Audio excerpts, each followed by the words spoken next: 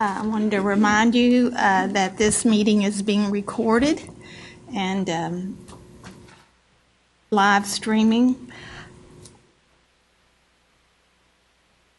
This is our first meeting of the new academic year, and you have the minutes before you. We're not going to act on the minutes at this time because we are waiting for one more member to appear.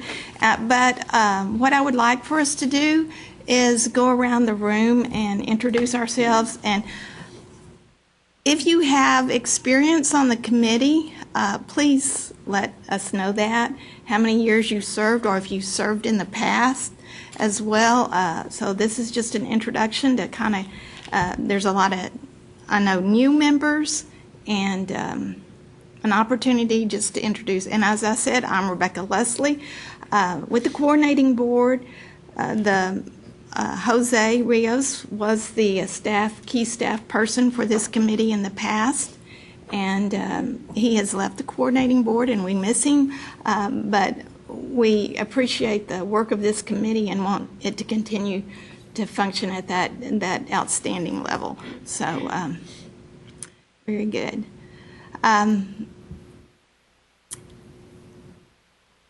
Lee?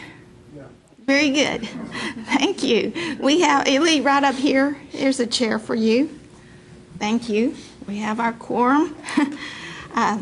So right now we're going to do welcomes and let people introduce, and we'll start over here at this end and come around. Good morning. My name is Nadia Ariano Hassan. I'm the Director of Admissions at TJC, and I served last year, so somewhat seasoned, but not quite. I'm Diane McCormick from Sam Houston State University. I'm the Assistant VP for Enrollment Management there, and this is my first year on the committee. My name is Connie Garrick. I'm the System Director, Registrar for Lone Star College System, and this is my first year on the committee. I'm Tim Brace. I manage the Apply Texas technical team and help desk. This is my, I think, third year to represent Apply Texas on this committee.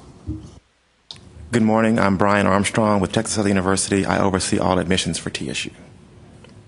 Good morning. I'm Melinda Carroll, and I'm the Director of Admissions and Registrar at North Central Texas College. And this is actually my first year back on the committee. I served previously several years ago at North Central Texas College. Good morning. I'm Elizabeth Garza. I'm the Director of the Center for Student Information, and this is my second year on the committee and the first time I have served on the committee. My name is Cassandra La Chica Chavez. I'm from the University of Texas at El Paso. I am the Director of Admissions, and as of September 1st, I also became the Registrar. And I've been on this committee, I think, 6-7 years now. My name is John Slaughter. I'm from Ranger College. I'm the Dean of Enrollment Management and Registrar, and I served on this committee my first 2 years as a Registrar, 2010-2012.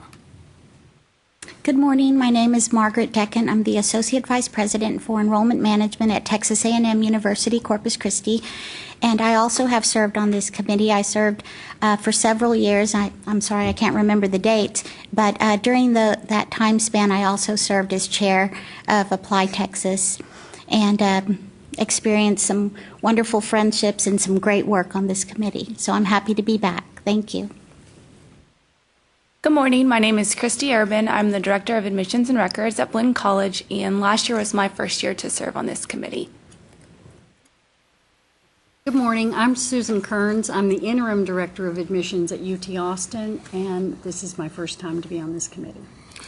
Good morning. My name is Nick Ciosi, and I'm the Interim Dean of Student Services at Lamar Institute of Technology, and this is my first year on the committee. Good morning. I'm Catherine Ruche Herdman from Texas A&M University, excuse me, Associate Director of Admissions, and I've been standing in for our representative for a couple of years now. Thank you. My name is Lee Williams, and I am the Director of Admissions at Texarkana College. This is my second year here. And Mindy didn't introduce herself, but Mindy is a program director. Mindy Nobles is a program director here at the coordinating board and will help with the meetings. And the deputy assistant director for community colleges and technical colleges is in the audience, as is director in P16, Jarrell. There's Gary Tomerlin and Jarrell. So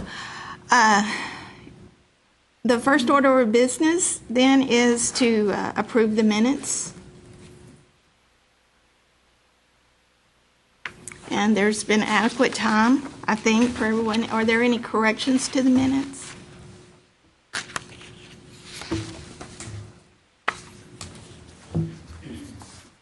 I so move that we that we approve the minutes as they stand. Okay. You hear the motion. Is there a second to approve the minutes? Second. Can I ask a quick question first? Yes. Which minutes are we approving?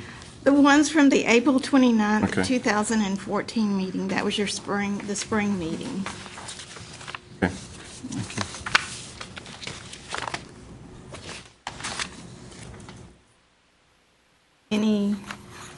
Any other questions or corrections or anything about the minutes?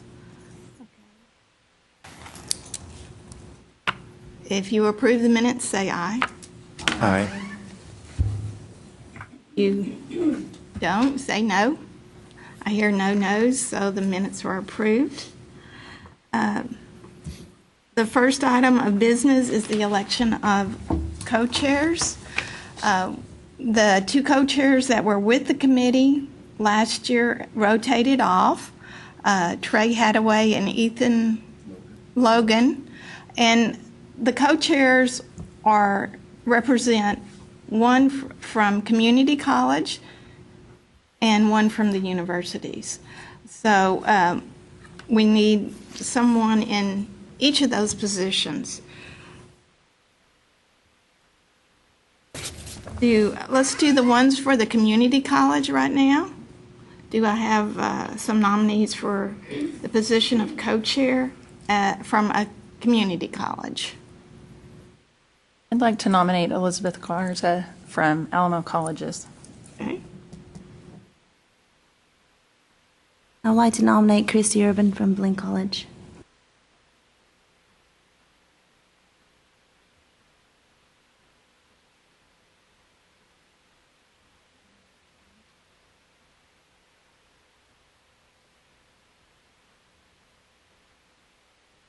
Any other nominations for this position?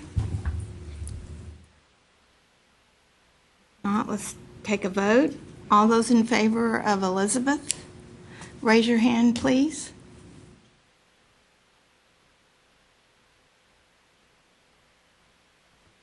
Okay, please do that again. I'm having a hard time. Just one thing. Do we need to know anything about them, or we just vote? Like, how are we voting?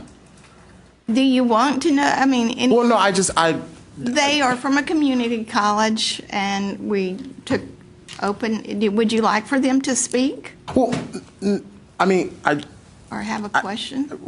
yeah. I mean, I guess I need to know why I'm voting for the two people to be on the committee. Just briefly, like, what are they going to? You're going to be our co-chairs. Yeah, no, I understand that. Is it a personality? Is it a popularity contest or? No, this is a working position. Yeah. And we experience on the committee helps. I don't experience running committees helps. I'm not sure if they want to speak to their qualifications or their. Or can I would like to share why I nominated Elizabeth. I previously said this is my first year. Actually, last year was my first year, and I served alongside with Elizabeth and Christy. Elizabeth did step up whenever we had subcommittee meetings and took a leadership role, in my opinion, and that's why I nominated her.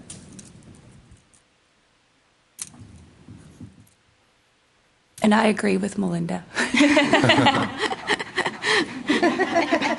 Okay. Very good endorsement. Okay. Are we ready to vote now? Ready to vote? Okay. Try again. And please keep your hands up while I count. All in favor of Elizabeth Garza?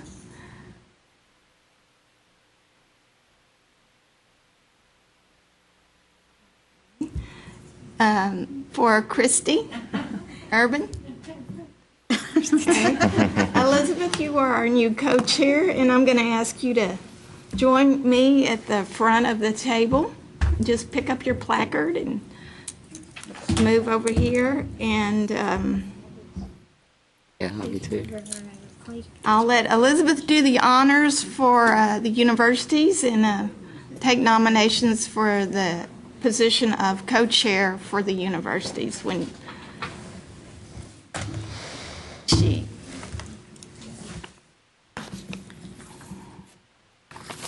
I feel somewhat relieved, but also a little bit guilty about dumping this on someone immediately, but I feel like we're in good hands.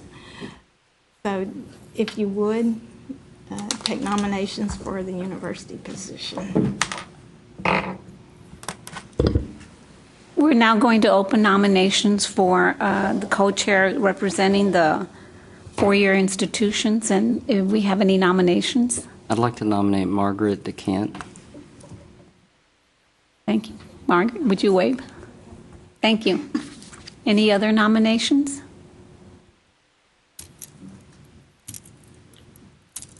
I nominate Cassandra La Chica Chavez from UTEP.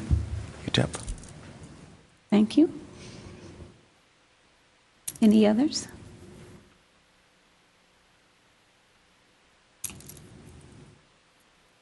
Hearing no other nominations, I'm going to ask us to vote now. We'll start with Margaret Duchant. All those in favor of Margaret Duchant, please raise your hand.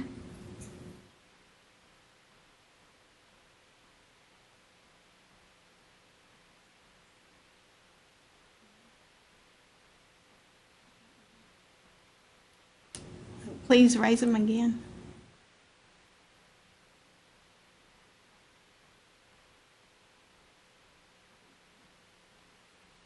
All those in favor of Graciela La Chica?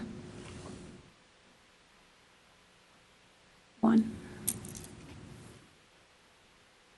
And Margaret Duchant has it. And I guess you get to move forward. Yeah.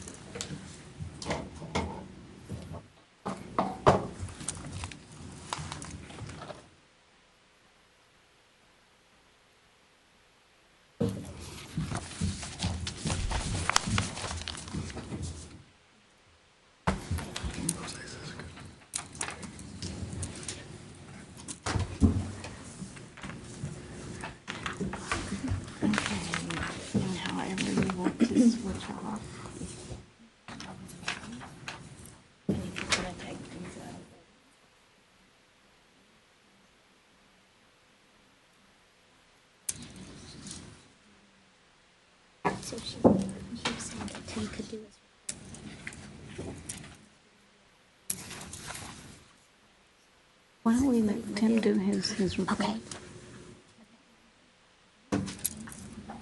Okay. We're going to change up the agenda a little bit, and we're going to move to number 8, report from technical team, Dr. Tim Brace. Thank you. I just have a few things just to talk about as we start the new year. First of all, I want to say hello and introduce Barry McClendon back there from the technical team. There probably will be some others joining us. You'll know us from our shirts, and there are probably a couple watching online as well. So a couple things I just want to mention.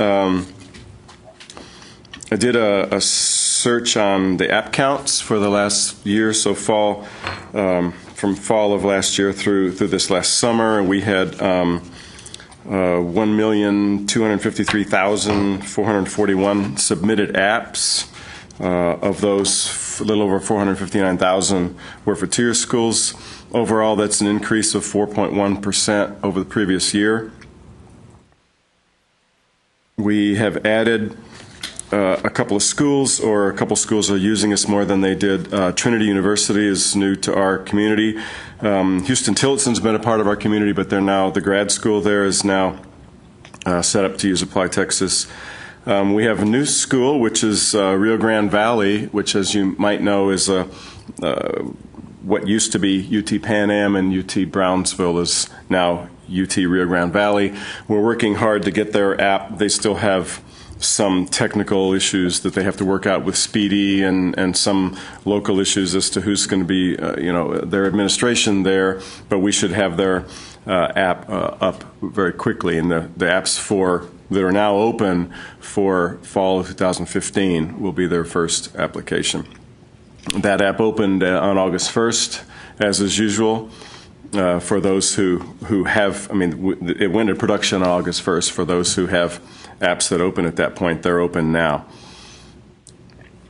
We have a little report on an initiative from last year, which is to install the ability for students to request a transcript through the Apply Texas application using the TREX system from TEA, and that went into production as a pilot project last year. We had the colleges, or the institutions of higher learning that were participating were UT El Paso, Texas A&M, Texas Tech, Blinn College, UT Dallas, and UT Arlington. We have four high schools, Parkland, Burgess, Mission Early College High School, those are out near UT El Paso, and Bryan High School, which produces a lot of applications for Blinn College, among some others.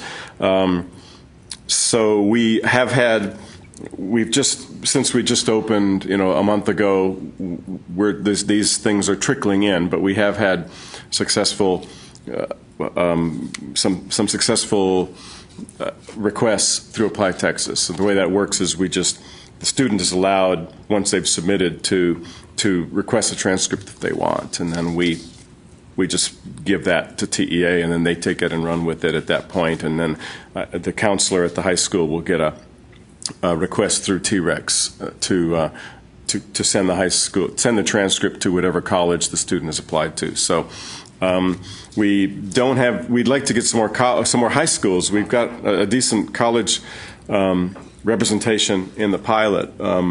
We're having some problems getting enough high schools to sign up. Though I'd like to thank UTEP, all three of the high schools that y'all ask us to contact are participating, so that's nice.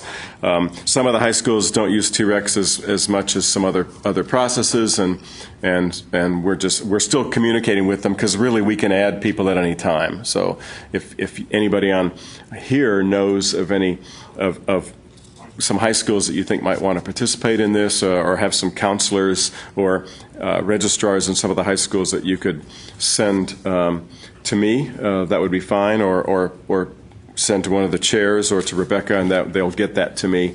I would be happy to follow up. It would be nice to have a little more. I think as time goes by, in the fall semester and into the spring, we'll get some more Blinn, and I think some of the others will get some more applications at that point, and we'll get some more use of this. But we need to, one of the things this group will need to talk about later on, or at some point this fall, is what do we want to do with this project? Do we want to just try to get more people to use it? I think the original intent was that we would open it up for everyone.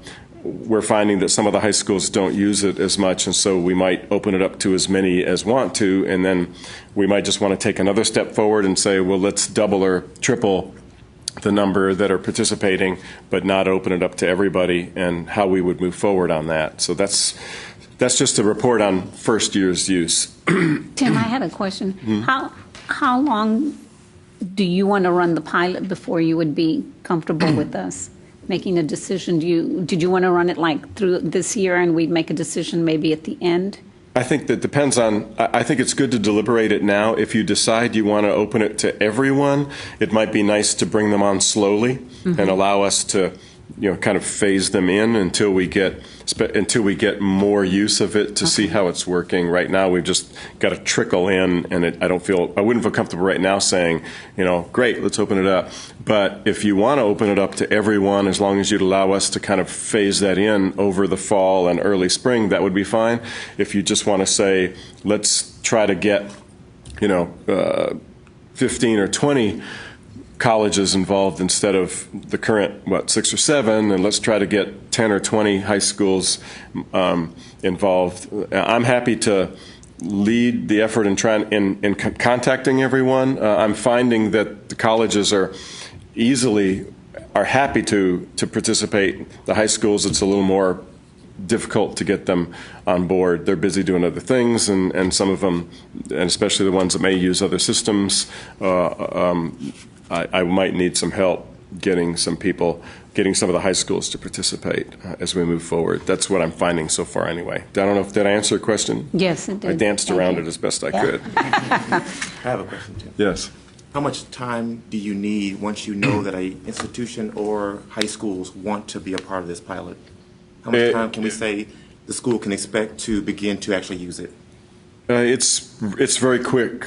Once we hear we just basically have a database, that says who's participating, and so it's almost as quick as just flipping a switch on our systems, both on the high school and the college side.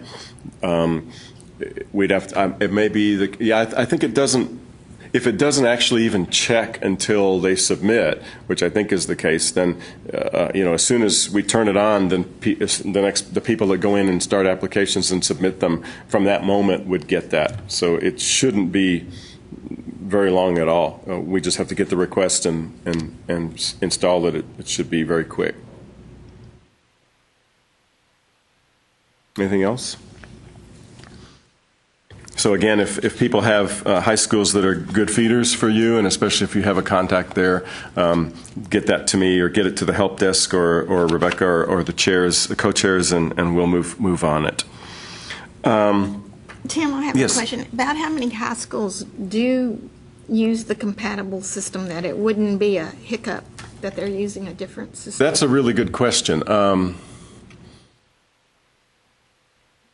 I think that there are, 1,500 high schools or something in the state, and I'm not sure exactly how many. I think that maybe between 700 and 900 have active T-Rex accounts, so they would be using it. They should be using it for transcripts to each other.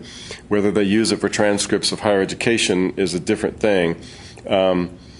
Also, there are sometimes complications at the local level, like a lot of them have they want the parents to sign off. And some of them charge a fee, and so if they do those kinds of things, then it's questionable whether it's really of much use. They might just rather the student come in, rather than have the student might go in, and then there's a request that comes through T-Rex as well, and the counselor gets confused, and so that's the kind of thing you want to discover during a pilot, is what works well, what doesn't work well, can the things that don't work well be addressed, so that's kind of where we are on that. The next thing I wanted to mention was that was new last year that we might want to discuss a little bit later on too, is that we made SSNs required. It was a little bit controversial, but the idea, as I understand it, and I'm speaking for the board and for Jose here, maybe incorrectly, but Jose was the one who brought it up, that's why I mentioned that, is that there was a sense that that the schools and the financial aid departments really wanted this, and also there's one of the things I'll mention in a minute is an initiative to try to hook up with FAFSA, so that someone in the application could, if they chose to, kind of pre-populate a FAFSA form if they haven't already started one, and obviously the SSN would be needed for that. We'll want to talk about how well that's working or not, and we might want to hear from some of the people from the schools. We had about 95% compliance before, and so it wasn't a huge problem, but there were 5% of 1.4 is still a decent number. What we're finding from some schools is that people are, because it's mandatory, they're putting in fake SSNs, and so we're getting a lot, not a lot, I'm hearing from several schools that people are putting in all ones or all twos, and we can begin to audit for that, but there's nothing that the Social Security Administration has said to us that someone can't have an all twos SSN. Now, whether that person's actually going to apply Texas is another issue, and it may be better for us to audit and say, if this is really your SSN, call such and such or email such and such. But I think I don't want to speak too much for the admissions people, but I think what I'm finding from what I'm hearing from a couple of them, it's a bigger problem to get fake SSNs than to get no SSNs. And it really doesn't solve the problem of pre-populating the FAFSA or of helping the financial aid people to do that. Now, it may be that it's still worth it, because if you're getting higher compliance of real SSNs and only a few people are doing fake ones, it may still be worth doing. But I just want to mention, first of all, that's the result of our first year of doing that. And it may be something you just want to say, that's fine, leave it, or it may be something y'all want to talk about. The other thing I want to mention is that I believe there's a white paper out for FAFSA integration, and I'm not sure where we are on that exactly. Maybe Rebecca will find out. I think what I remember is that a white paper was delivered to the federal government, and we're kind of waiting for them to respond. Maybe they're probably going to need to build an API for us, but the goal of that would be to allow the student to start a FAFSA from within Apply Texas if they wanted to, and pre-populate it with profile data that we already know. At this point, we're waiting to hear back from them on that. And the last thing I want to mention is, that'll have to be a focus from this year, is that we're tasked with starting a nursing application, and there'll need to be a subcommittee on that, and we'll need to have strong.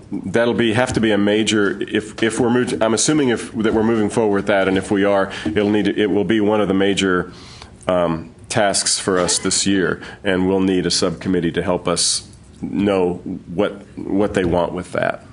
The board did approve the recommendation from Apply Texas, the committee in the summer meeting, but they didn't really put any timelines on it. Right. The discussions that I remember last year were, that they said go ahead, but it was pretty loose, and so it's really up to this committee and whoever's involved with the nursing subcommittee and the nursing community to decide what kind of timeline they want on that and what exactly they want. My understanding from last year was that they wanted a new app type for us to do, and to try to do that this year, and it kind of, depending on how complicated that is and how it's different from what we already do, would determine how long it takes and how much resources y'all want us to put on that versus some of the other things that you want us to do. I believe that last year our recommendation was based on answering the question, was it feasible? And I think that's kind of what we did with as a group, and also in the stakeholder meetings. There was a lot of discussion about what they wanted. I know that I recall it, one of the biggest issues that came up, and I know you're aware of this, was the ability to upload documents was one of the big issues that the nursing community, the stakeholders, brought up in terms of the application. I don't recall if there were that many really different issues that were very different from what we have in the app. Certainly something that we can go back into the notes and look at. But I know that was one of the huge features was the ability to upload documents, because they require several documents. And I think that was part of some of the people wanted a full-featured system like that, where people could come in and look at different letters of recommendation, stuff like that. That would obviously be something that could be done, but that would be a real change from what we do. Exactly. One of the reasons we don't upload documents is that everything we send is an EDI format to the NSC, and then they deliver it. So we're an application service, right. And if we want to add features like that, we could look into it, and we'd have to see what it would take, right. and what cost and resources it would take. But you're right. I think I remember that discussion. Yes. That's all I got. I have one more question, Tim, about for the nursing application. Can you give us a little background on where that request came from, and do we see ourselves going in the future where all professional programs are going to start requesting their own app, and will it no longer be common, or what's the future if we start down the path with nursing? I don't know, Rebecca, if you know anything about that history. I know a little, but I'm going to recognize a colleague, Chris, and she works with our nursing programs a lot. She's from the coordinating board and work with the subcommittees as well. So if you would speak, you want to get to a mic? There's one right here if you want to come up here.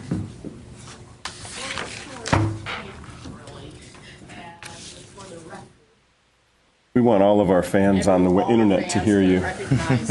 This is Chris Fowler.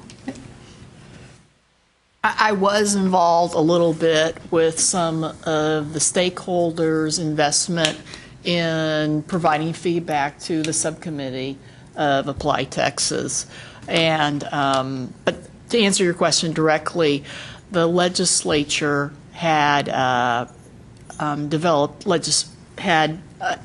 let me just say, the LBB, Legislative Budget Board, made that a recommendation to the legislature, and legislation was enacted for you to consider a standardized online application system, contingent on the fact that it would be cost effective for the nursing programs to have this online application. And as you can imagine, when they did meet to provide feedback to the subcommittee, you know, there was some resistance to this. There was a competing private firm that offers this service, but at a cost to the applicant, which is philosophically kind of opposed to what community colleges do in offering applications. So that's the nut, okay, the crux of it. Thanks. Thank you. I think we want to move on in the agenda. Thank you for that. Move on. I'm sorry, and forgive me for. There's one more thing I wanted to say that I wrote it down, and I have such bad handwriting I didn't see it. Just a quick thing. This is something that you might be interested in. I had a conversation with the representative for Speedy from the National Student Clearinghouse yesterday, and I'm on an advisory committee for Speedy. And one of the things he mentioned to me that he wanted me to mention to you all to see what kind of interest there was in what they're calling developing a pull system instead of a push system for applications. I don't know the details at this point, but he's basically floating a trial balloon that would say, would it be of use to you to be able to go get applications when you want them instead of waiting for them to be delivered on the schedule that you have set up with Speedy? Does that make sense? And we can, if you have questions, I'll act like I know what the answer should be. But basically, we deliver apps once a day, just after 6 p.m. to the NSC, and then they deliver them to you all based on the window that you've set up with Speedy in your account. And so this would, if we set this up, there would be an option, you know, for you to go get them when you wanted them. Instead of just waiting in case, for example, in case you missed your window, we hear from time to time, I didn't get my apps. This would give you an opportunity to go get them instead of waiting for the next delivery the next day, if that happened. Thank you. Sorry to interrupt. No, that's fine. Thank you. And just to follow up on that, what would be the format? Would we get back to you?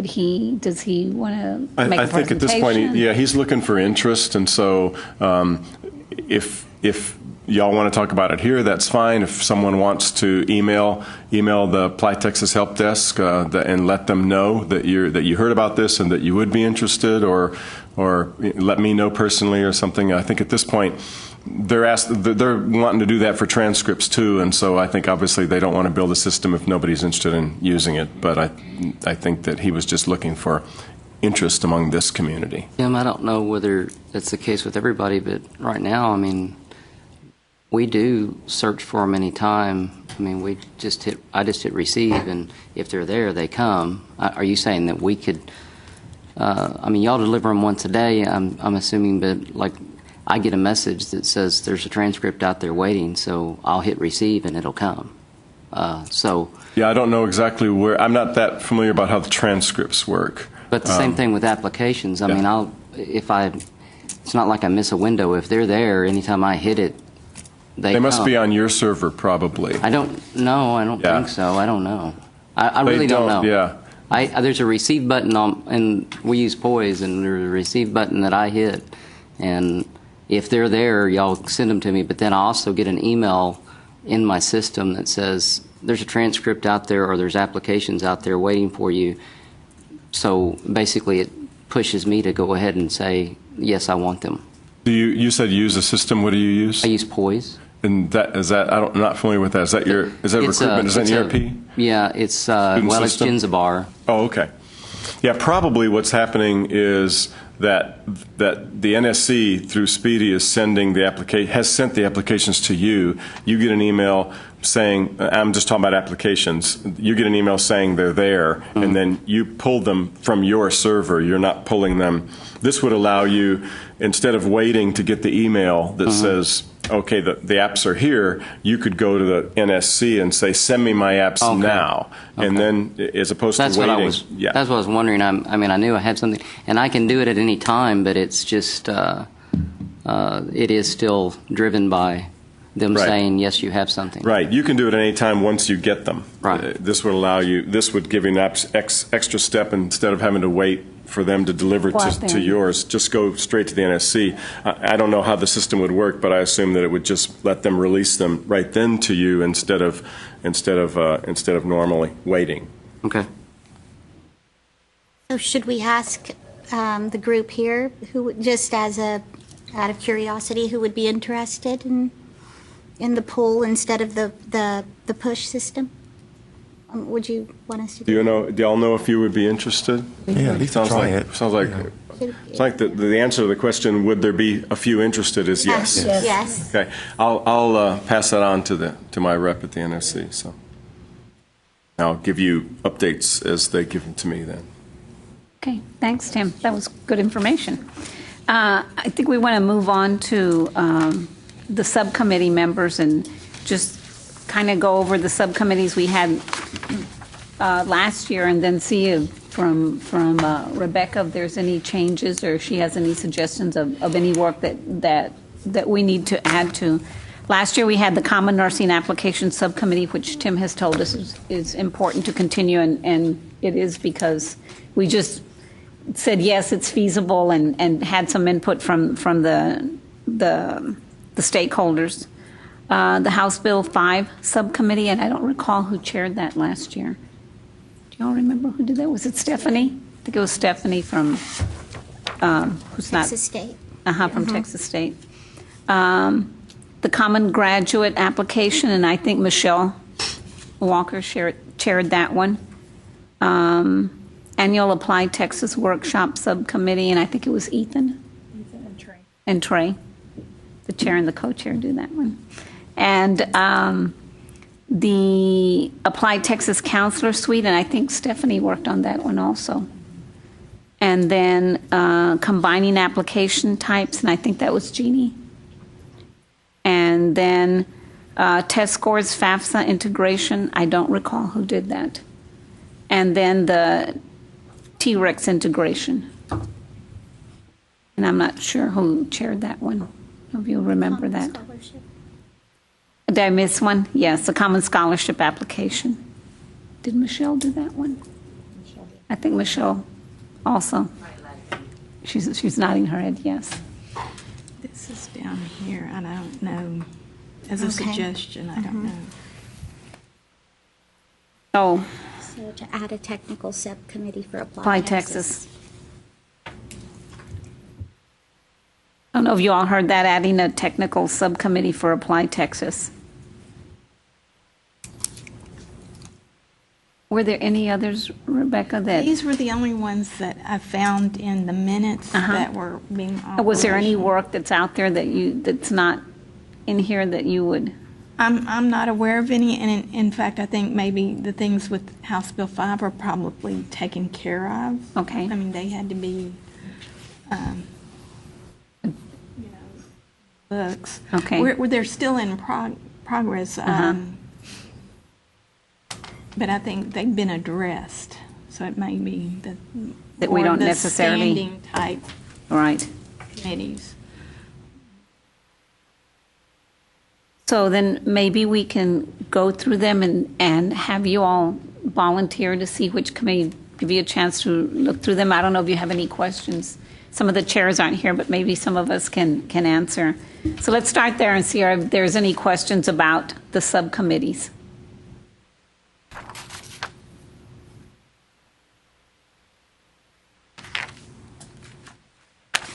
Could you maybe just tell us how often they meet, what their responsibilities and goals are? I know they'd be different for Right. each one, but just in general. Last year, basically, we met almost via telephone conference. This year, and in reviewing what we had done the last year, we really felt like we needed to have more face-to-face meetings.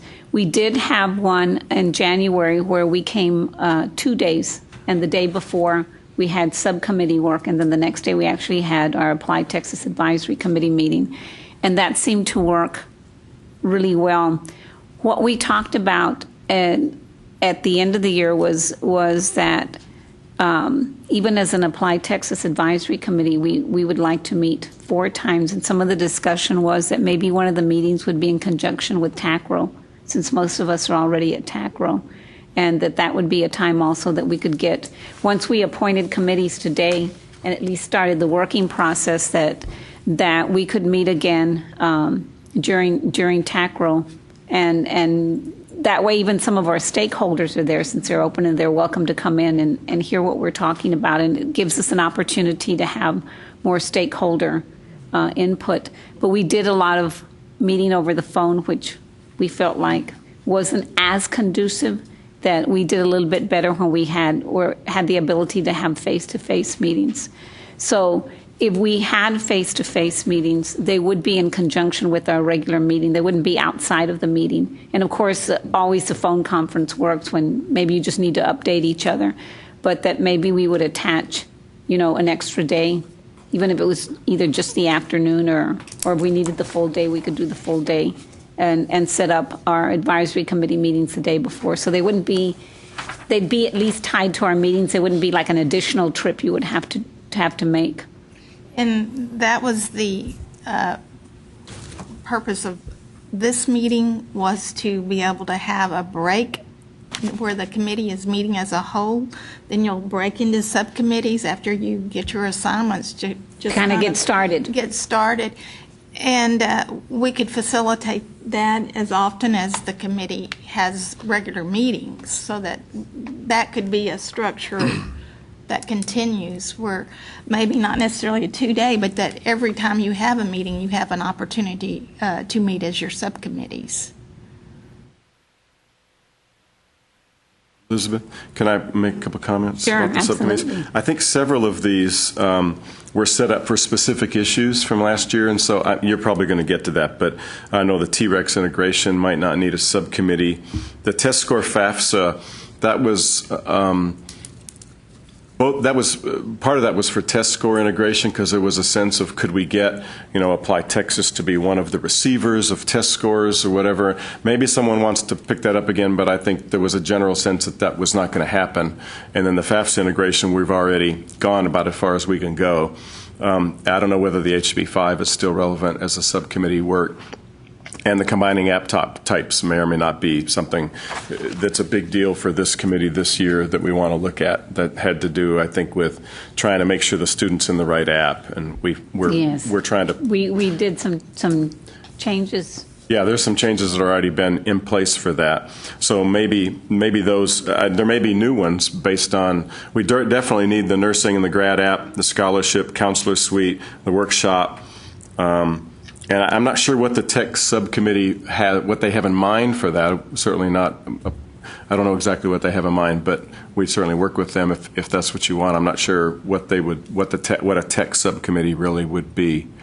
I My opinion, possibly for the technical subcommittee, is to actually have some training modules out there for new users or ongoing users, or even people, and this kind of ties to the counselor suite, because as we all know, we have people in either higher level positions or new staff members, or people out in the field trying to train the high schools. So I think that was some of the discussion on the technical side of it. I know that's not really that technical, but just to familiarize. Addressing the technical side of it. Technical side for users, Users, that makes and sense. possibly yeah. even more of the Yeah. people that set up the applications that may not be as involved in this subcommittee. That would be probably helpful And for in us. this committee. That would probably be helpful for us, speaking for Applied Texas, too, because we're always trying to figure out how do we beef up the help and how do we know what would be helpful versus what would not be as far as the use of our time. And if people could help us decide that and maybe even help us make some of that help, make some of those They may already documents have some of available, those that would be helpful. in-house. So that certainly would support that. For the clarification, that's good. I'm thinking that the combining application types, maybe that just be a general Applied Texas committee so that they can see if there's any issues, if there's issues with the SSN, or they can collect just kind of the overall changes that we may think one would want to have, rather than calling it combining application types, just the Applied Texas app, or a general one, because I think it always merits a looking at and issues that come up, and especially since we made changes last year, if there's issues that we have to come back and look at least have a committee that's kind of taking input and seeing what's occurring out there. And that's a good point, that one of the things that I think is in the subcommittees, that they don't have to be members of these committees, right? So Right. obviously we're going to start with the people that are here, but one nice thing about subcommittees is it does allow you to go out into the general community and bring people in to some of the detailed discussions about what changes could be made. Right, and especially if we think that we might be meeting during TACRO, that's a great time for us to get our colleagues to weigh in on some of the issues that are out there, some of the changes. So I'm going to kind of go back and see what might be a revised list and see if there's any comment or feedback to us of the subcommittees. The Common Nursing Application Subcommittee, the Common Graduate Application Subcommittee, the Annual Applied Texas Workshop Subcommittee, the Common Scholarship Application, the Applied Texas Counselor Suite, and then we'd call a new one the Applied Texas Application, which would be general feedback. And then the last one would be the Applied Texas Technical Subcommittee, and I think Melinda gave us a good explanation of that, really looking more at the tech side and the training.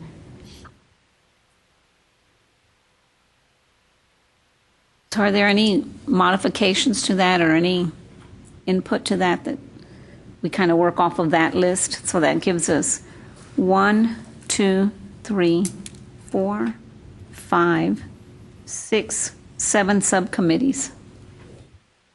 So it really means that you need to volunteer for more than one. And even 3 if you want to, but at least 2 of them. Because last year, I think most of us were on at least 2 subcommittees, and that's manageable. You can keep up with that. And then from the people who volunteer, we'd also want a chairperson to get the committee going. And you really don't have to be that experienced. Last year I was new and I chaired a subcommittee, and you can, get the feedback from the person prior. Everyone's real generous about giving you where they left off and having you move forward on that. So do we want to start with picking the chair for each subcommittee or picking the volunteers to be on the subcommittee? Any thoughts? Yeah, I think the group first, and then maybe from Okay, that group a will chair can be named. Okay, yes. We can do that. So let's start from the top. Who would be interested in serving on the Common Nursing Application Subcommittee? Just raise your hand and we'll add you. Okay, that's Christy, Melinda, Lee, Nidia.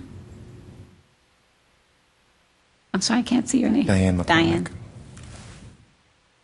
Did I miss anyone? I have Christy, Melinda, Lee, Nidia, and Diane. Very good. Thank you all. How about the common graduate application?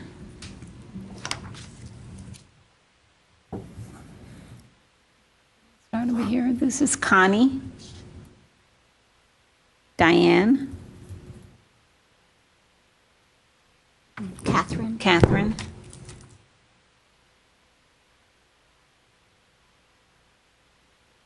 Anyone else? I'll volunteer also. Okay. Margaret. Sure. I'm sorry. What's his? John. Thank you, John. The annual Apply Texas workshop.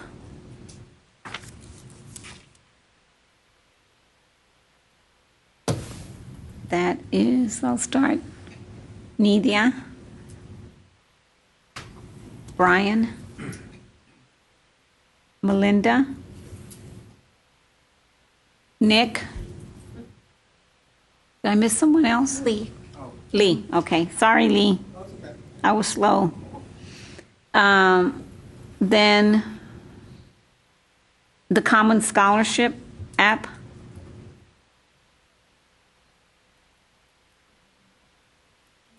I volunteer too. Melinda. Margaret. Nick.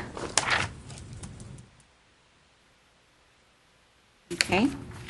Oh, Catherine. And Catherine. Thank you, Catherine. The Applied Texas Counselor Suite.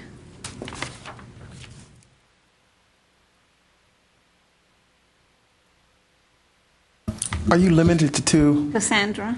No. No, okay. Not at all. If you have time. Cassandra. Brian. Lee. For this committee, do we want to put Pilar on that? Yeah. Oh, yes. Yeah, I would I nominate think so. her to, I think she'd be willing to serve on that Yeah. because that is some, Right. we had ISD people on it as well. So if you know counselors that might be interested in outside the committee. So I have Cassandra, Brian, Lee, and Pilar. Okay, for the Counselor Suite. Then the General Applied Texas app. I volunteer. Connie, Margaret, and I'm going to add myself to that. Cassandra, Christy,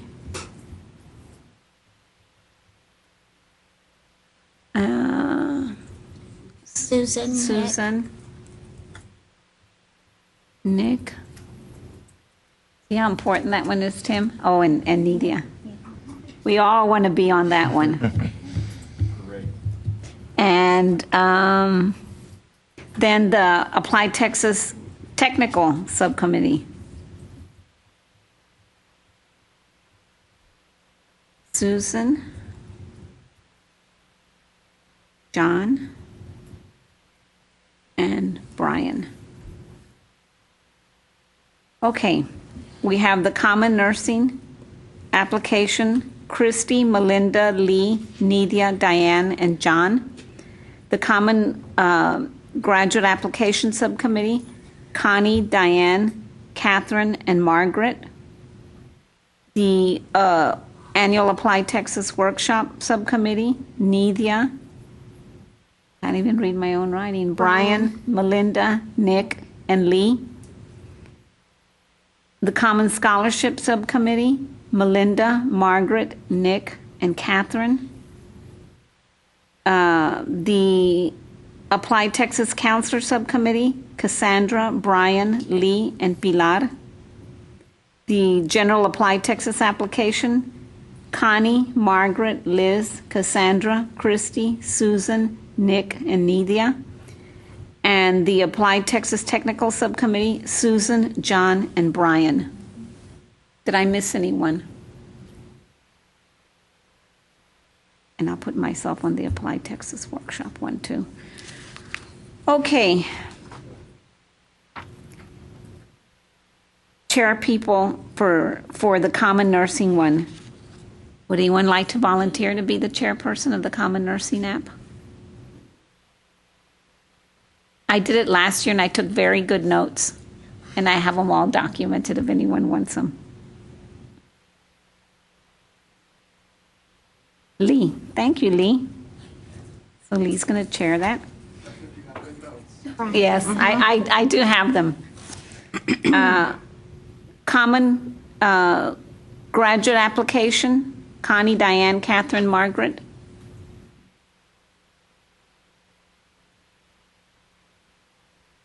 I saw Catherine, she had that look. Yay, thank you, Catherine. The Apply Texas workshop, and I think Margaret and I really... Yeah, well, I will. I volunteer for that too. Okay, we'll work on that. The Common Scholarship, Melinda, Margaret, Nick, and Catherine. I'll do it. Thank you, Melinda. The Apply Texas Counselor Suite, Cassandra, Brian, Lee, and Pilar. I can do that one. Thank you, Brian. The Apply Texas app, Connie, Margaret, Liz, Cassandra, Christy, Susan, Nick, and Nidia.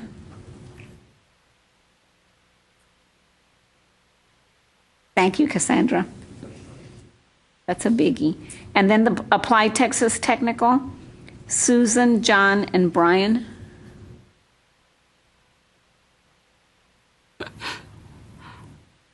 I'm really just on it just to learn. That's okay. You'll do it, Susan. No, I'm interim. John, you're willing? I suppose. Thank you, John.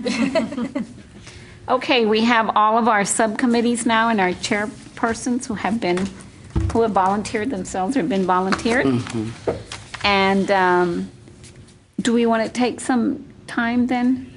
How do you want us to handle this? Okay, Rebecca. There are different areas in the boardroom that are set up with a table and chairs around it, and we can also move others depending upon how long you want. Do you want to have an hour for each subcommittee and then people rotate to their other assignments? I mean, that's going to, because most people have dual assignments. Yes, so maybe we do like 30 minutes for one subcommittee, stop, and then go to the second one. Let's see, we have 1, 2, 3, 4, 5, 6, 7. Why don't we do the first one's Common Nursing, Common Grad, Apply Texas, and Common Scholarship first, and then the second 30 minutes do Apply Texas Tech, Apply Texas Counselor, and Apply Texas app, because we had a lot of people on the Apply Texas app. And if more time is needed, if a committee wants more time, that they could continue. I mean, it's kind of open-ended today. The tables are set up, there's a set right here, there, and in the center, and then 2 areas at the back. So we can accommodate 5 right now in the current arrangement. Liz, can you repeat the first group of subcommittees? Common Nursing, Common Graduate, Apply Texas Workshop, and Common Scholarship Application. I happened to be on 2 of those meeting the first time. So do you want me to just pick one, or? Yeah, maybe do a little bit on both, just Okay. so you know what the group's doing, because that way they'll. And I could offer something if it becomes a problem with regard to timing, not wanting to tell people they shouldn't meet, but the workshop isn't until June, and so it's something if you wanted to not meet today, unless someone had a burning issue they wanted to absolutely make sure got on the next workshop next June, that could be punted down a little bit. And maybe we can at least get started with that subcommittee just to get ourselves generally organized, and then. Well, I think what he was suggesting is that we Keep it all together. we can wait to meet on that one until our next meeting. Either way, yeah, I think what Elizabeth was saying, meet just to see who you are, and then shut it down and do something else. Either way, either one. I just was thinking you could save some time on that. And scatter. Yeah. Also, while I have this on, I want to recognize Rebecca Kinsey. Wave. She has far too much sense of style to wear her blue shirt today, but she's on one of our developers. And one of the things we do with the subcommittees also is wander around from one to another and see if you have any, just in case you have any technical questions for the team that we can take care of. We'll be doing that pretty much through the year. To Liz, because I'm not on any of these other ones. Do we have to shut down the public part, to adjourn for a while? Well, yes, take a break and adjourn, and then maybe the chairs could go to one of the areas, and if you're wanting to participate with that committee now, then okay, the members could do that. And okay, so we could call time at, in 30 minutes or longer. Okay, we'll call time. I'll check with you too. So if the chairs would go pick a spot, Lee, Catherine, Melinda, and then Margaret and I, just real quickly so we get ourselves organized for the Apply Texas workshop. Adjourn for a break. And then we're going to adjourn for a brief break so that we can have our subcommittee meetings, and we'll be back in approximately, yes, this afternoon. We'll have a working lunch and then maybe come back together at 1. Okay. So we'll be back at about 1 for those of us that are joining us online or live stream. Thank you. Thank you.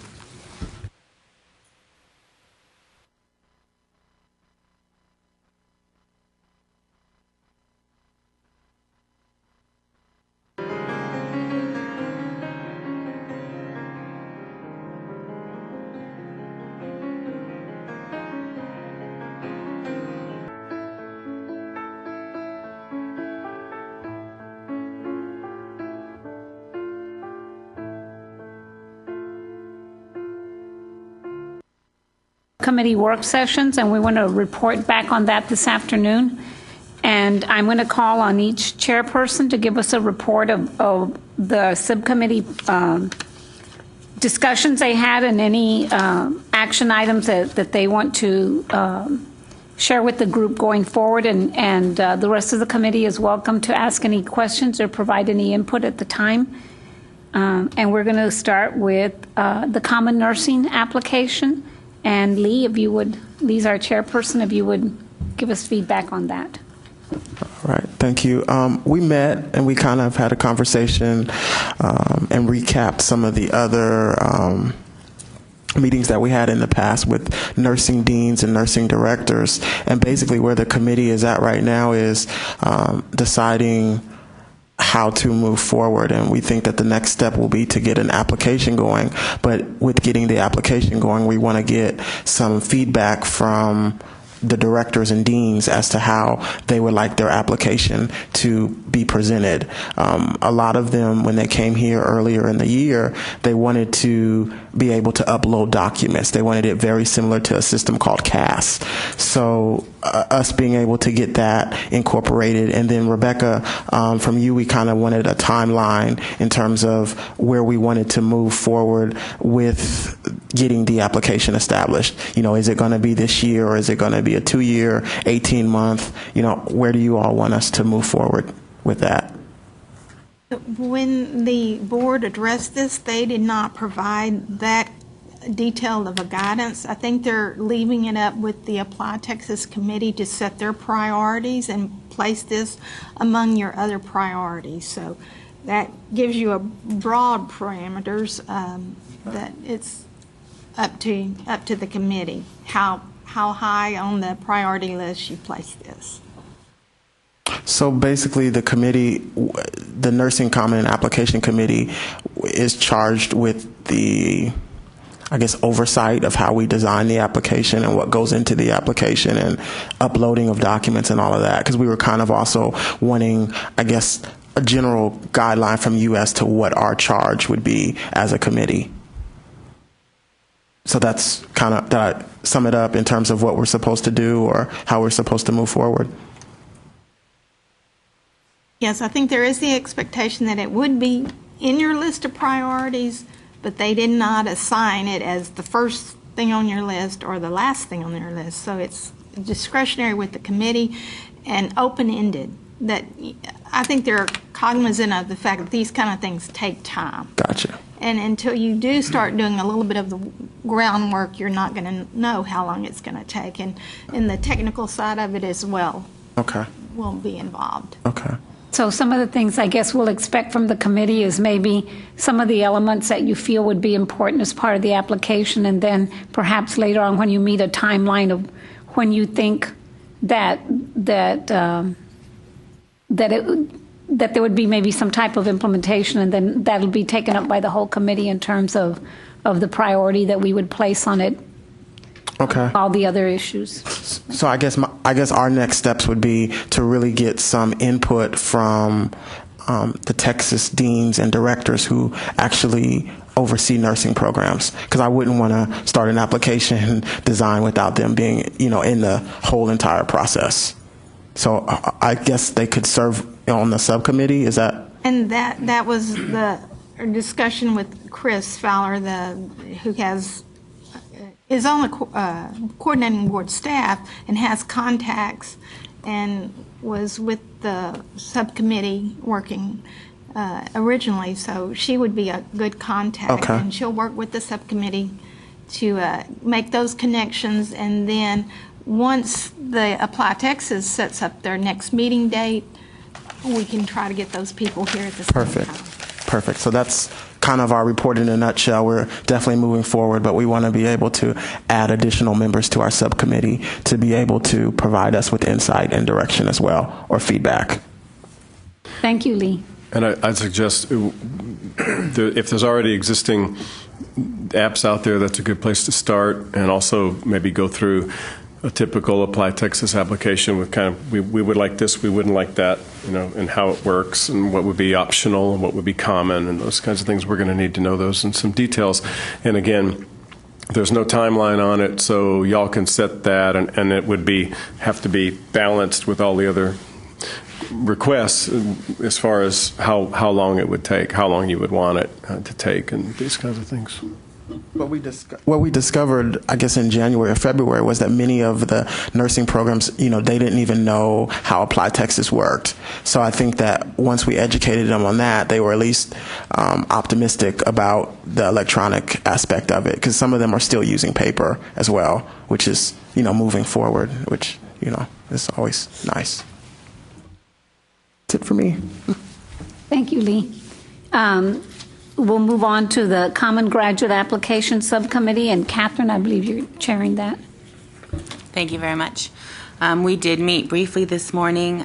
First, we wanted to acknowledge the work that the technical team has done on the grad app. As many people are aware, graduate admissions across most institutions is fairly decentralized, and lots of special populations. And we are continuing to collect issues and suggestions from the graduate users across the state. I know earlier this year, Michelle Walker had sent a survey out to many users to collect some feedback, and had found that it is working for most people. There may be some minor adjustments on what questions could be optional and what may be required.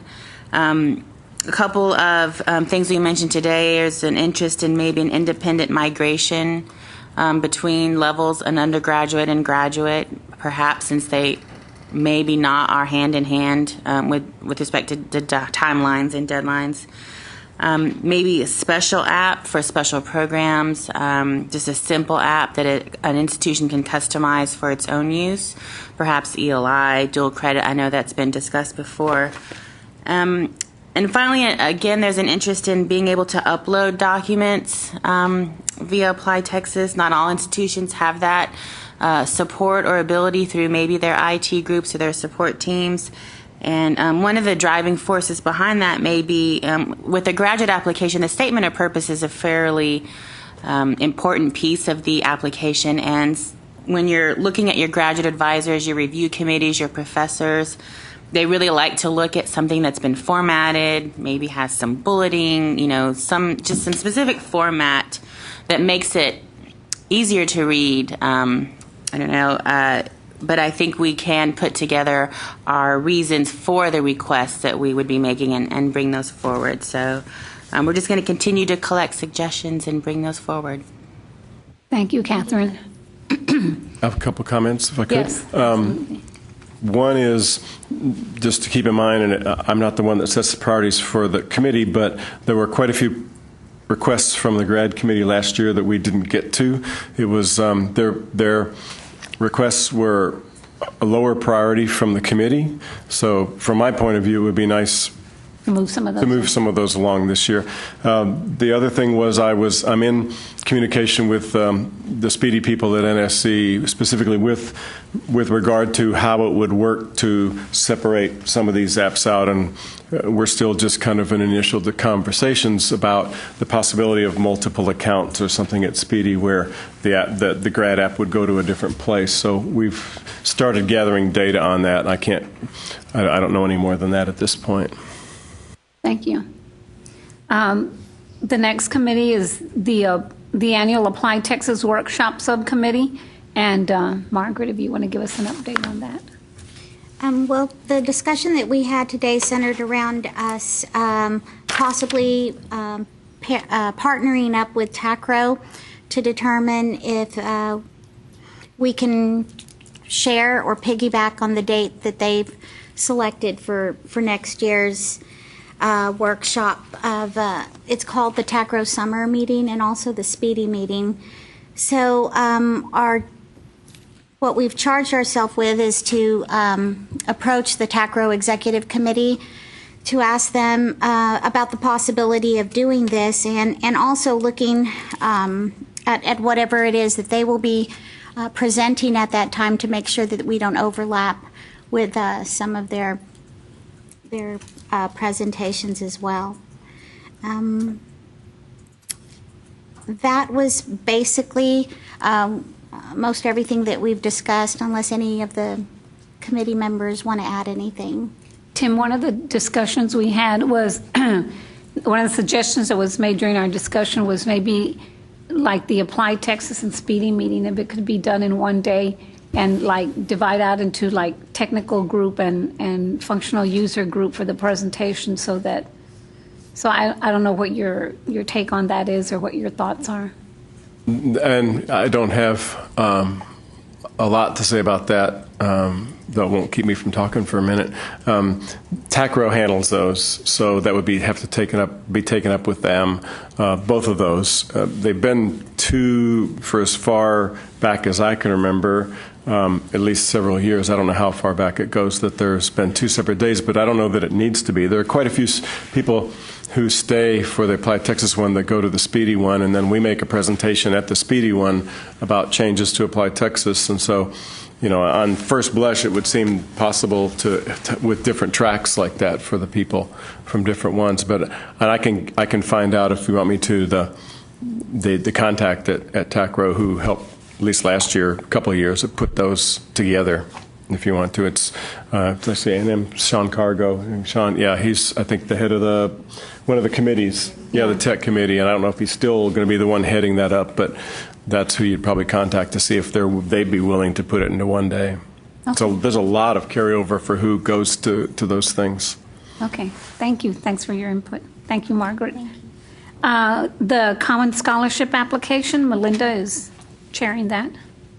Okay, we had kind of two discussions going on at the same time about this. Michelle Walker, over the past year, has done a lot of work alongside with Cheryl Rich at Texas A&M, but we wanted to follow up to try and figure out where we were as a committee and as a subcommittee, because this discussion has been going on for several years now, and we pulled out old notes from March as far as during the discussions so that it could bring some of the newer members up to speed as to where we were. Our plan is to determine by giving a survey, possibly at TACRO during the actual Apply Texas meeting or one of the sessions at that conference to get feedback from the various institutions, and then also possibly sending that same survey out, very small, very short, brief survey as to would they be interested? What are they currently using as a scholarship application? And, what they would like to see in order for them to have more of a interest in using the scholarship application. Over the past year, it was reviewed to determine by Michelle, basically, most institutions, at least the majority, I don't believe there's any 2-year applications that are currently using the scholarship application, but trying to determine even at the university level, are institutions using the scholarship application, basically the why and why not, the reasons why, and what would help and have more people be interested in actually using the application, because most institutions, at least right now, and this is what we discussed, many institutions, I don't want to say most, use an outside scholarship application, whereas currently the current module, I believe, within the Applied Texas scholarship or application, requires the student to complete a full application. So there was discussion of, would the committee want to have it as part of the application or a separate module? And that's kind of what, in the survey, what we're trying to determine what institutions would like to see, and also determine the investment of the Applied Texas team, how that would fit in those priorities, or even if it does. Thank you.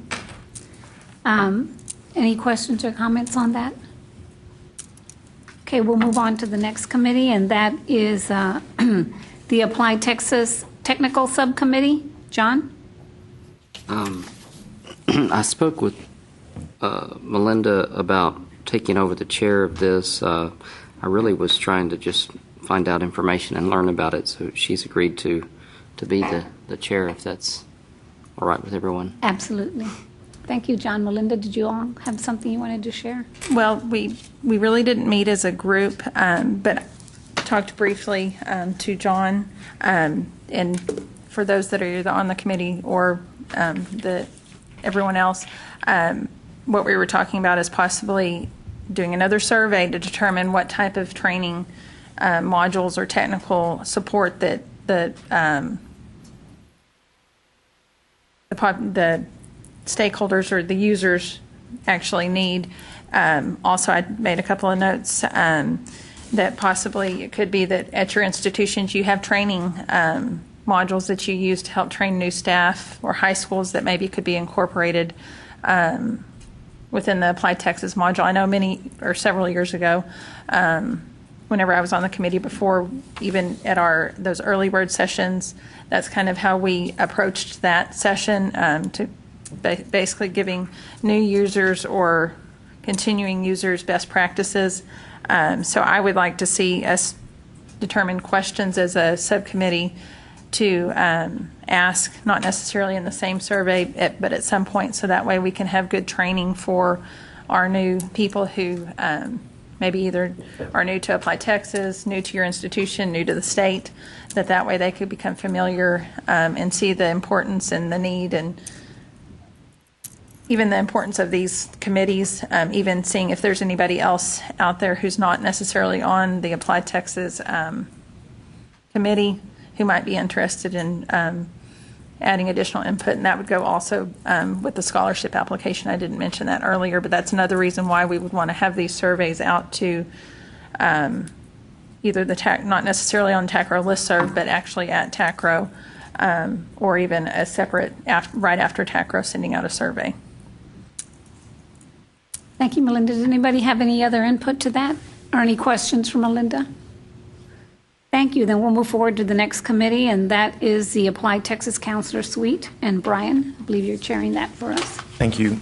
We have not yet formally met as a subcommittee, but just in talking with some of the committee members and just from previous Applied Texas meetings where we were made aware of the Counselor Suite and what would be available to counselors, part of the charge that we're going to have is to determine how we can better promote the usage of the suite to counselors in Texas. So a couple of action items would be, first, who's already using it, determine from previous committee members who they may know may be using it already, and some best practices, some things they like about the usage. Maybe there's some things they want to change to make it more compatible with their needs as counselors.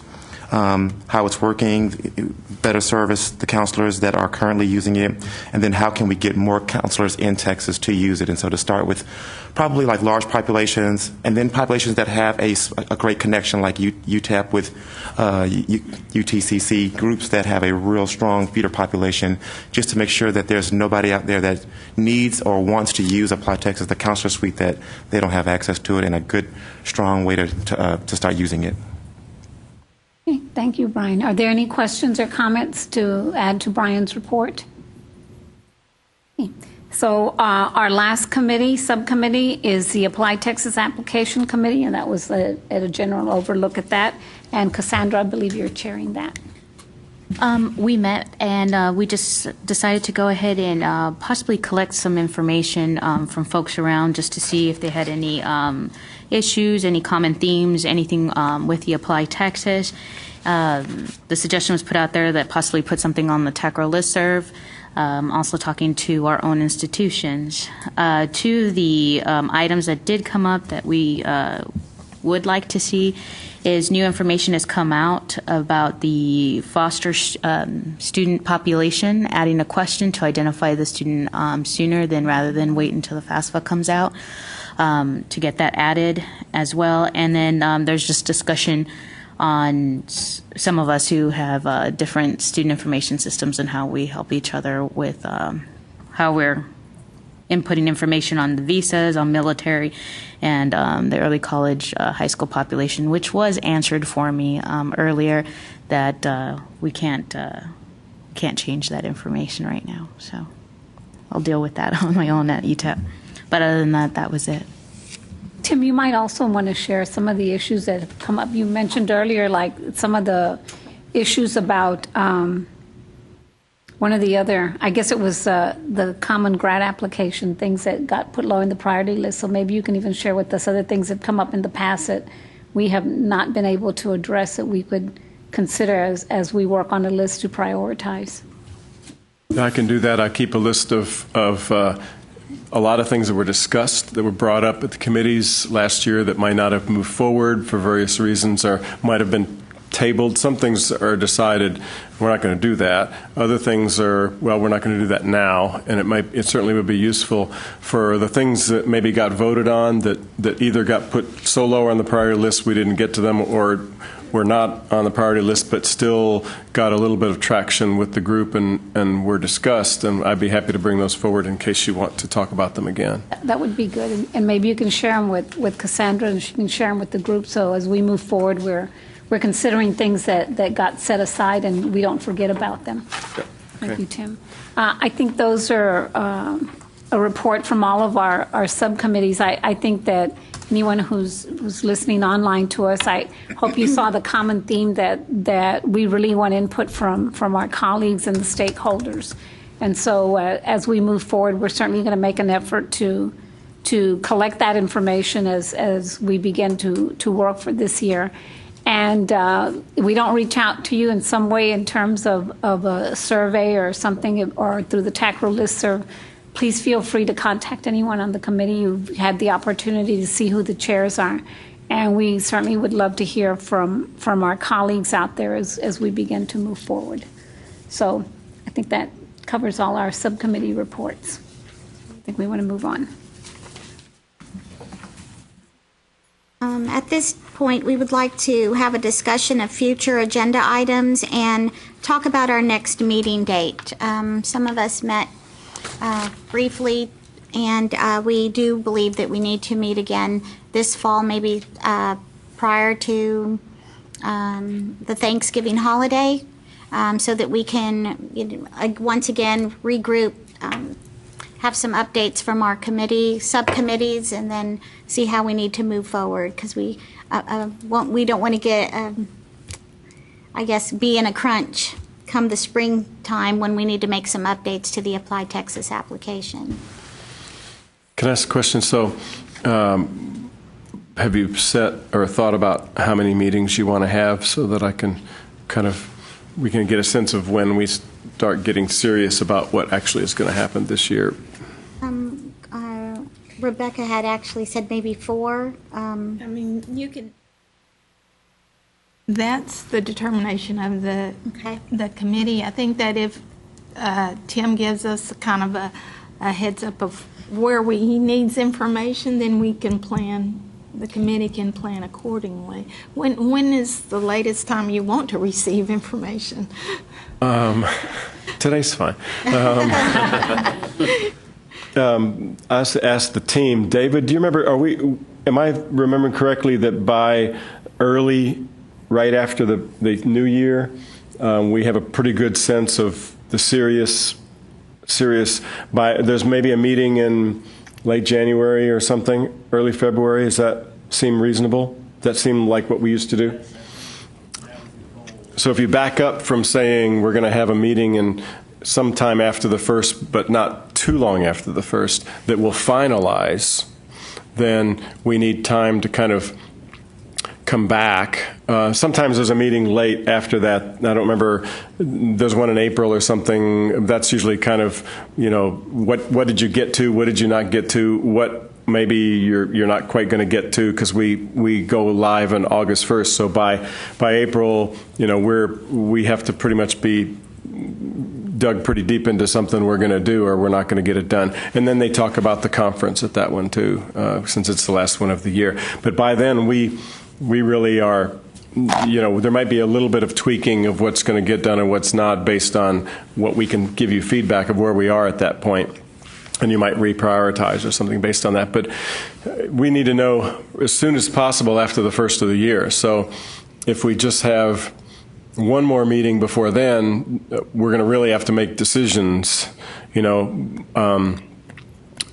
fairly good decisions. Because what happens now, we've got a few things we can look into, but we don't really have direction of what's important. And then so if we meet in November, you're really going to need to give us some pretty good direction, with the final directions coming in January. But what we do between November and January is figure out ourselves how hard and how easy these things are. So you may give us, we'd like these 15 things done, or we'd like these 20 things done, and we might not be able off the top of our heads to say, well, that's easy or that's hard or whatever. We try to do that, which is why I like having the team here, because they may be able to help me decide what's easy and what's not, what's going to take a lot of time and what's not, so that you can figure out what's the most important to you. So, if we're going to meet once in November and then another time in January, it's just that people are going to have to have a pretty good idea, not just starting discussion about something, but at least by the end of the meeting, have a pretty good consensus of whether you would like us to look into that as a real possibility for your priority for the year. Not with a final decision necessarily, but yeah, we're pretty serious. We would like this, if possible. Go look into it and come back to us in January with how big a deal it is, how much time it's going to take, and that. Does that make sense? Yes, that's clear. So perhaps one meeting is not an.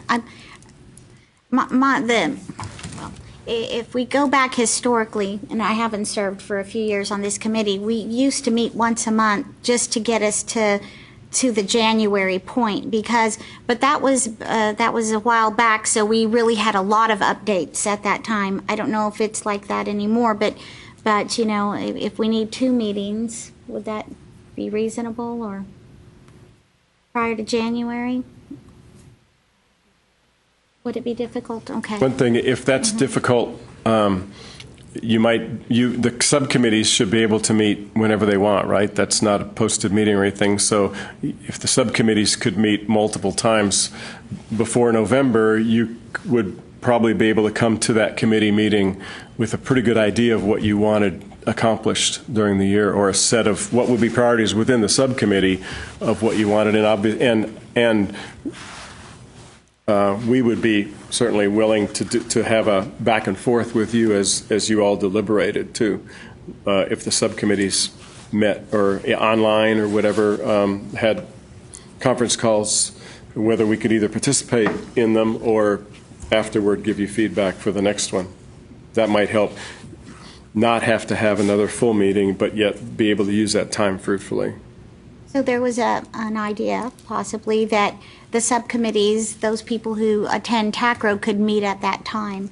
But we are going to look into that with the coordinating board to make sure that that is a viable. I don't think there would be a problem with the subcommittees meeting, but the full committee probably needs to be here for the live streaming and that sort of thing. So TACRO starts Sunday, October 26th, and ends October 29th. It actually starts Monday. So the 7th. It starts Monday. Doesn't like start Saturday. Oh, on the 27th. Okay. Oh, okay. All right, sorry. Starts on October 27th. So then you would need to schedule A November meeting. I'm sorry? A November meeting here, mid-November. Yes. I mean, I'm asking, would that work? And we would have a couple of weeks, we could look at availability of rooms, because sometimes this room is not available, and we would prefer this room.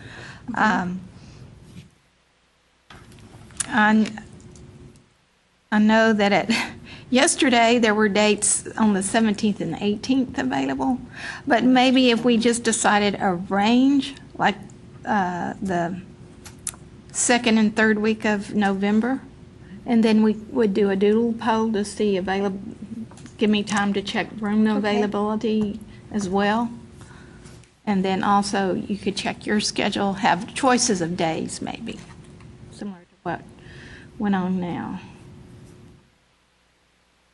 That sound workable?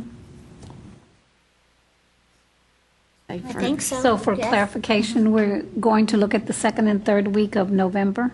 And do a doodle poll. Okay. And check room availability here, but aim for those within In those that window. those weeks. And if the subcommittees wanted to meet at TACRA, that they could do that at their discretion and bring stuff forward to the main meeting in November. Do we have to reach out to TACRO to schedule room availability, or how does that work if you wanted to do your subcommittee? Mm-hmm. Okay. I do know, for example, the Texas Common Core numbering system, they have their meeting on that Thursday at the close of the conference. There may be other rooms available. I know that's when they usually schedule their board meeting in conjunction with TACRO.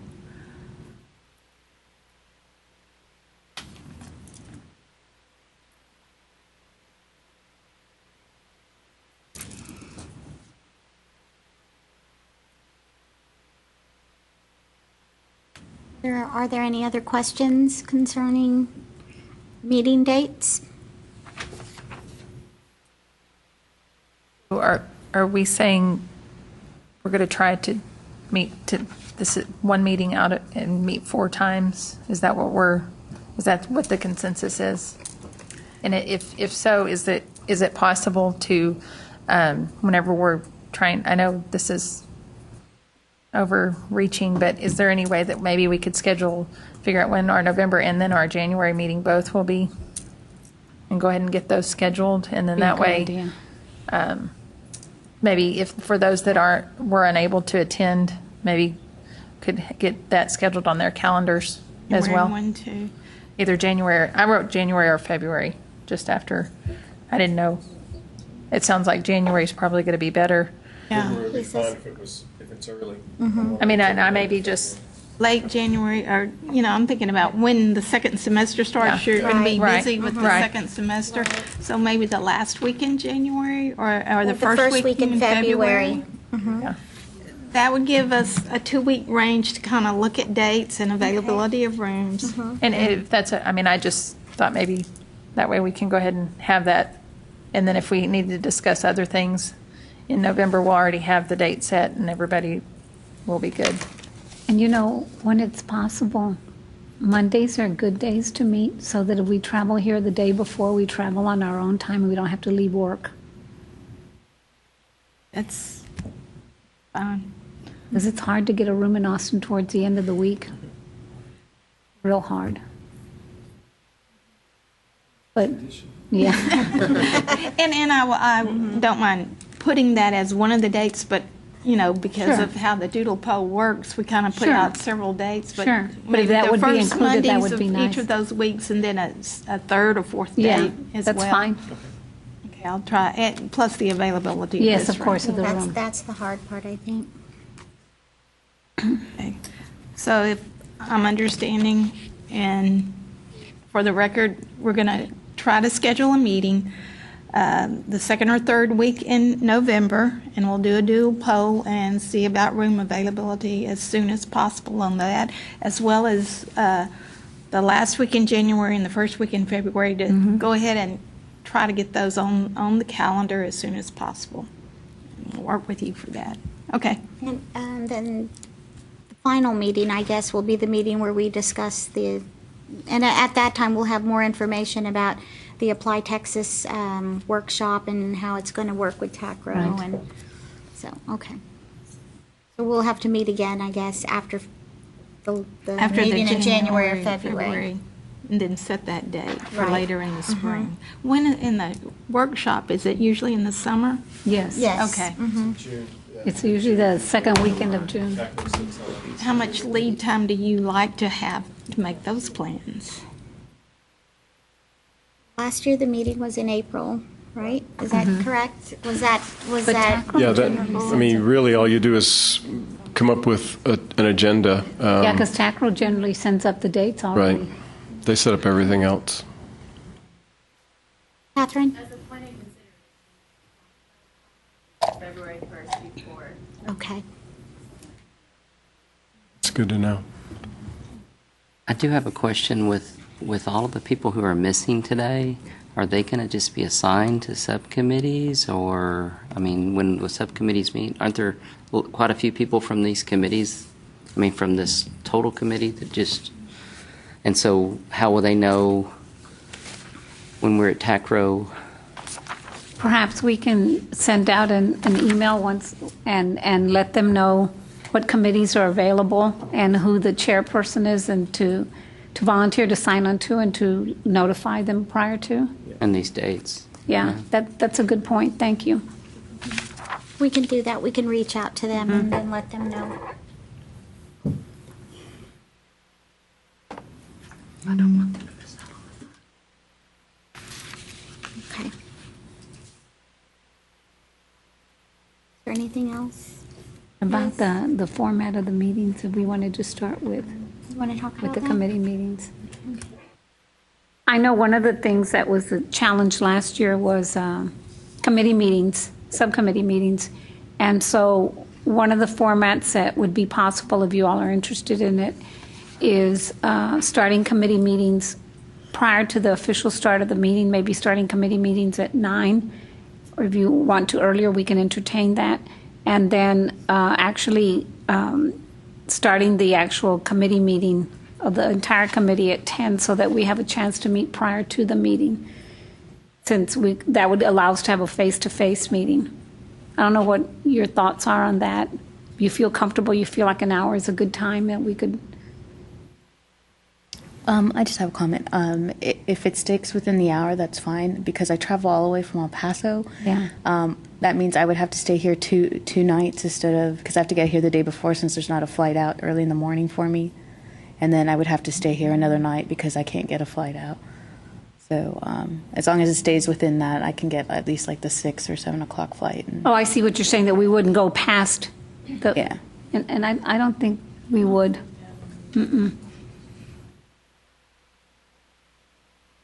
Thanks for that. Any other thoughts?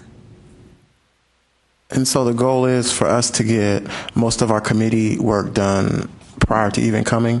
Because like if we go from 9 to 10 and you're on like 3 committees, you would probably only get to 1 meeting. Right, 1 or 2, because we could do maybe 30 minutes. Yes, I mean, we would still have to contact each other via Outside. email or set up conference calls, but at least we'd have that opportunity to kind of reconvene before you actually. have to finalize and. Okay. So are we okay with that, about redoing, doing the format, so we'd have subcommittee time from 9 to 10, and right at 10 a.m. convene our Apply Texas meeting. Start even later if you wanted to, like.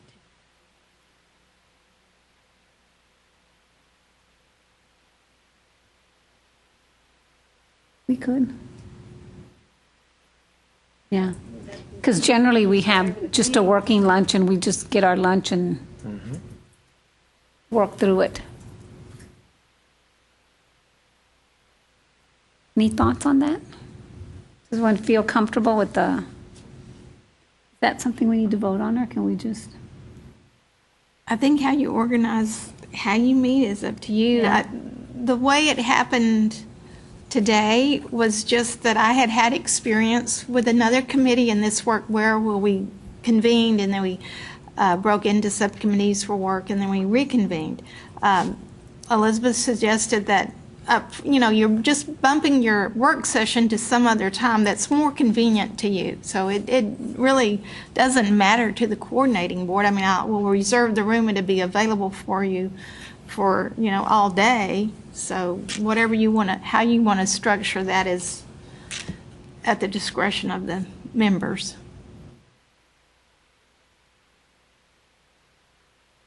So should we try starting at 9 with subcommittees and then moving to our formal Apply Texas Advisory Committee meeting? See a nod everywhere, so I think that's a We consensus. can try, and, Yeah, we'll and give if it doesn't work, then we'll try flip it for our back. November meeting. And then I'm just assuming that the chairs of the committees that are going to convene during TAC roll will let us know. We'll let your committee members know that we're going to convene. Yes. Okay, that works. Does anyone have any questions or have any additional comments you'd like to make? Rebecca, do you have anything? No, it was a pleasure to get to meet all of you and work with you today, and I want you to be aware that the coordinating board and the staff are all aware of how this is a working committee, and that is greatly appreciated, that you're very productive, and that's something that's worthwhile for all the students of Texas. So thank you. Thank you.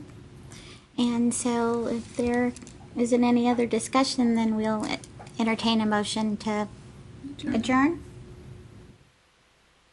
Move to adjourn the meeting. Is there a second? A second. So, all in favor? Aye. Aye. Okay. Anyone opposed? All right, this meeting's adjourned. Thank you very much and have safe travels.